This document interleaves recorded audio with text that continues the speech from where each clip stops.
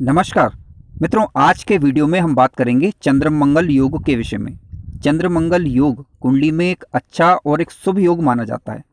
जिस किसी भी व्यक्ति की कुंडली में चंद्रमंगल योग बनता है, यानी मंगल और चंद्रमा एक साथ बैठे हों, तो समझ लीजिए कि जीवन काल में अद्भुत ऊंचाइयां प्रदान ये करता है। लेकिन इसके शुभ फल क्या होंगे और अशुभ फल क्या होंगे, इस पर अभी हम आगे चर्चा करेंगे। सबसे पहले हमें ये समझना होगा कि चंद्रमा और मंगल कुंडली में किस प्रकार से बैठें ताकि इसका लाभ हमें जीवन काल में मिल पाए। क्योंकि कई बार देखा जाता है कि चंद्रमंगल योग कुंडली में बन रहा है, यानी लक्ष्मी योग कुंडली में बन रहा है, परंतु उसके लाभ नहीं मिल पाते। ऐसा क्यों, इसे ही हम समझेंगे। आइए विचार करते हैं। मित्रों, आइए सबसे पहले विचार करते हैं चंद्रमा के विषय में। देखिए, चंद्रमा व्यक्ति के मन के विचारों का प्रमुख कारक ग्रह है। मन में आने वाली भावनाओं का प्रमुख कारक ग्रह है चंद्रमा। चंद्रमा यदि स्वराशि का यानी कर्क राशि का होकर बैठा हुआ है या फिर उच्च राशि का यानी वृषभ राशि का होकर बैठा हुआ है तो अच्छा फल देता है। यदि नीच राशि की बात करें तो चंद्रमा की नीच राशि होती है वृश्चिक राशि। ठीक है, यहाँ पर चंद्रमा नीच राशि का माना जाता है। पहली बात। आइए अब विचार करते हैं मंगल के विषय में। मित्रों, जीवन काल के दौरान किसी भी कार्य को करने के लिए हमें जो साहस की आवश्यकता होती है, पराक्रम की आवश्यकता होती है, तो उसके लिए मंगल को देखा जाता है। यानी किसी भी कार्य को करने के लिए पर्याप्त साहस और जुनून या कह सकते हैं कि जज्बा जो हमें चाहिए होता है वह मंगल से प्राप्त होता है।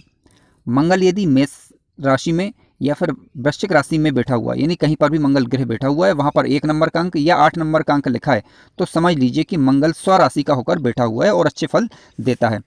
कहीं पर भी यदि 10 नंबर का राशि का अंक लिखा हो तो समझ लीजिए मकर राशि है। मकर राशि में मंगल ग्रह उच्च के फल देता है। और कहीं पर भी यदि 4 नंबर का राशि का अंक लिखा मिले तो समझ लीजिए मंगल नीच राशि में बैठा हुआ है। आइए अब चंद्रमंगल योग के विषय में चर्चा करते हैं।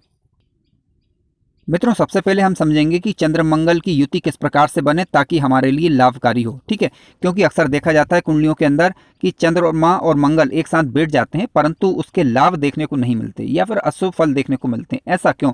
तो पहले हम ये समझ लें कि जो चंद्रमंगल की युति किसी जातक की कुंडली में यदि बन रही है तो वह शुभ रिजल्ट देगी अथवा नहीं देगी। ठीक है, ये जानकारी होना जरूरी है। इसके बाद ही हम इसके फलों पर विचार करेंगे। देखिए, चंद्रमंगल जब कभी भी कुंडली में किसी भी घर में एक साथ बैठे हों, किसी भी भाव में एक साथ बैठे हों, तो ये देख लीजिए कि दोनों में से कोई भी नीच राशि का नहीं होना चाहिए। जैसे कि मान लीजिए चंद्रमंगल की युति बन रही है और वहां पर राशि का अंक 4 लिखा है, यानी कर्क राशि है, तो कर्क राशि में चंद्रमा तो स्वराशि का हो गया, लेकिन मंगल की दृष्टि से देखा जाए तो मंगल यहाँ पर नीच का माना जाएगा। ठीक है, तो अब यहाँ पर इसके ज़्यादा अच्छे रिजल्ट आपको नहीं मिल सकते। दूसरी बात, मान लीजिए कि चंद्रमंगल की युति बन रही है किसी भी भाव के अंदर। ठीक है, वहां पर राशि का अंक मान लीजिए 8 लिखा हुआ है, तो यहाँ पर मंगल तो स्वराशि का हो जाएगा, लेकिन चंद्रमा देखें तो चंद्रमा यहाँ पर नीच राशि का हो गया। ठीक है, तो यहाँ पर भी ये युति ज़्यादा अच्छा रिजल्ट नहीं दिखा सकती। क्यों? क्योंकि यहाँ पर कोई भी ग्रह, यहाँ पर देखा जाए तो चंद्रमा नीच राशि का हो रहा है ना, और कोई भी ग्रह नीच राशि का नहीं होना चाहिए। ठीक है, तो कहने का तात्पर्य यह है कि चंद्रमंगल जहाँ पर भी बैठे हों वहाँ पर राशि का अंक इस प्रकार से लिखा हो कि दोनों में से कोई भी नीच राशि का ना हो, मित्र राशि में दोनों बैठ सकते हैं और पर्याप्त अंश बल के साथ बैठे हुए हों शुभ घरों के अंदर। शुभ घर कौन से? पहला घर आपका केंद्र के घर, यानी पहला, चौथा, 7वां और 10वां। इसके अलावा 5वां भाव और 9वां भाव। ठीक है, यहाँ पर चंद्रमंगल की युति बन सकती है, तो यहाँ पर यह ज़्यादातर अच्छे रिजल्ट देगी। त्रिक भावों की बात करें तो देखिए, त्रिक भाव कौन से? 6ठा भाव, 8वां भाव और 12वां भाव। यहाँ पर ये युति सामान्यतः ज़्यादा अच्छा रिजल्ट नहीं देती। ठीक है, तो ये देख लीजिए आप कि यदि दोनों ग्रह, दोनों में से कोई भी नीच राशि का नहीं हो रहा है और दोनों में दोनों अंश बल में मजबूत हो, यानी ठीक है डिग्री बल दोनों के मजबूत होने चाहिए, तब ये युति अच्छा फल देगी। कब? जब कभी भी इन ग्रहों की दशा या अंतरदशा आएगी तब क्या फल देगी। पहले शुभ फलों पर विचार करते हैं, फिर अशुभ फलों पर विचार करेंगे।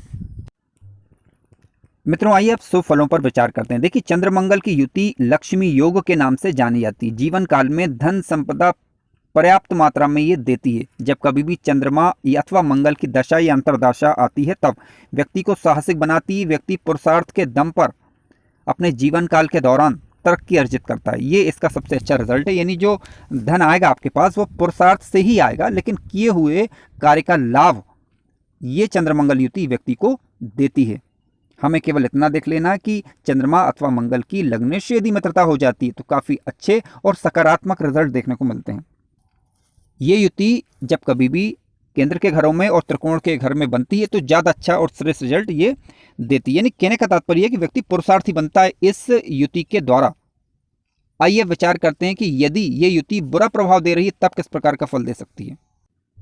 मित्रों, चंद्रमंगल की युति यदि अशुभ फल देने पर उतर आए तब फल अशुभ किस प्रकार से हो सकते हैं, आइए विचार कर देखिए। चंद्रमा मान लीजिए नीच राशि का हो, मंगल नीच राशि का हो जाए, या चंद्रमंगल की युति पर राहु अथवा शनि की दृष्टि पड़ जाए तो ये अशुभ फल दे सकती है। ठीक है, कितनी मात्रा में देगी, देखिए ये निर्भर करेगा कि अन्य शुभ ग्रहों का प्रभाव क्या है।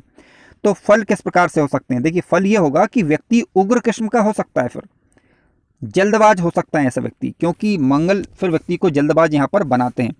व्यक्ति जो धन कमाता है वह अनैतिक रास्तों का प्रयोग भी कर सकता है, यानी बुरे रास्तों के माध्यम से भी धन कमाने का प्रयास वह कर सकता है। तो ये चंद्रमंगल युति के कुछ बुरे प्रभाव हो सकते हैं। तो मुख्य रूप से अगर देखा जाए तो व्यक्ति को जल्दबाजी से बचना चाहिए और बुरे रास्तों से धन कमाने से बचना चाहिए। ये सावधानी यदि रखे तो फिर ये चंद्रमंगल की युति बुरा प्रभाव नहीं दे पाती है। यदि किसी भी कारणवश चंद्रमंगल की युति आपकी कुंडली में बुरा प्रभाव दे रही है तो आप प्रति सोमवार को भगवान शिव को दुग्ध मिश्र जल से उनका अभिषेक करें और प्रति मंगलवार को आप हनुमान जी के यहाँ दिया लगाएं या फिर सुंदरकांड करें। इससे ये युति बुरा प्रभाव देना छोड़ देती, या कह सकते हैं कि इसके फिर नेगेटिव प्रभाव आपको देखने को नहीं मिलते। मित्रों, वीडियो अच्छा लगा हो तो लाइक जरूर करें और चैनल पर नए हो तो सब्सक्राइब भी करें। धन्यवाद।